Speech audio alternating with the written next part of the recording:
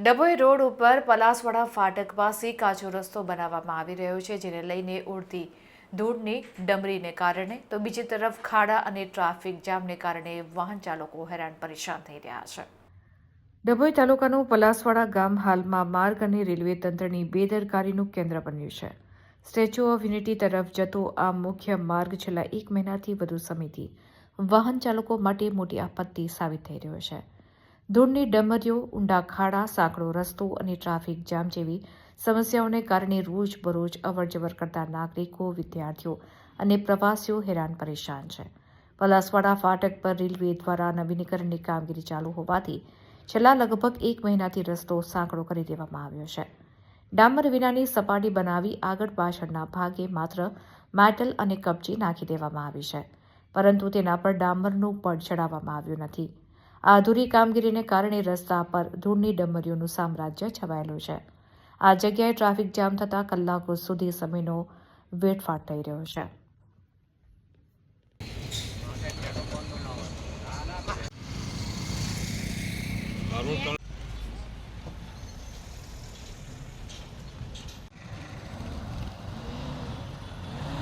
આપણે તકલીફો એવી છે કે આ રોડ પર જે પેલા ગ્રેવલ એકલા નાખી દીધા છે, એના કારણે ધૂળની ડમરીઓ ને એ બધું ઉડે છે। એના કારણે એટલી હાલાકી પડે છે કે એક્સિડન્ટ બી થાય છે અને ટ્રાફિક જામ થઈ ગયો છે।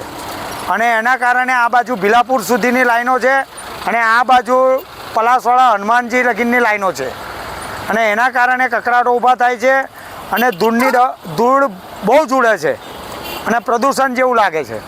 તો ખરેખર સત્વરે રોડ બનાવવો પડે એમ છે અને રોડ ઉબડ ખાબડ છે, તો એના કારણે એક્સિડન્ટ થાય। જો આ ગાડી પણ ફસાઈ જો હમણાં, એટલે આવી પરિસ્થિતિઓ થાય છે। આ પાછળ લાલ લાગી ગઈ, તો એના કારણે એક્સિડન્ટનો ભો થાય છે અને કકરાટો પેદા થાય છે।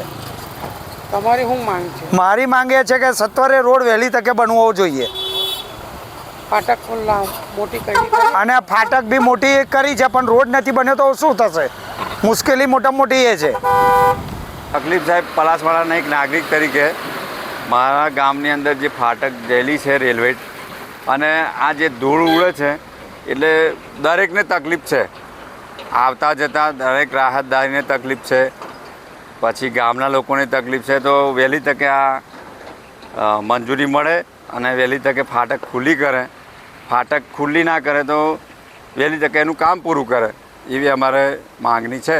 રોડ બનાવ્યો છે ખરો? રોડ બનાવ્યો છે સાહેબ, પણ હવે રોડ તો હવે નજર સામે જ તમને દેખાય છે, ધૂળ ઉડે છે એવું। શું નાખેલું છે? એકલા ડ્રસ્ટ જ નાખેલા છે, કોરી કપચીનો ડ્રસ્ટ નાખેલો છે ને એકલો ધૂળ ઉડ્યા કરે છે। અમે વારે ઘડીએ રજૂઆત કરી, છતાંય ધૂળ તો ઉડે જ છે, પણ એ લોકો પાણીનો કોઈ છંટકાવ નહીં ઉપર। અને મને તો એવું લાગે છે ત્યાં સુધી તો સાહેબ હલકી કક્ષાનું કામગીરી થતી હોય એવું લાગે છે। તમારી શું માંગ છે? અમારી માંગ એવી સાહેબ કે આ ફાટક વહેલી તકે બની જાય તો અમે અમારા ગામને કોઈ પ્રશ્ન ના રહે પહેલી વાર, અને રાહતદારી તરીકે કોઈ પણ આવતા જતાં બધાને તકલીફ ના રહે।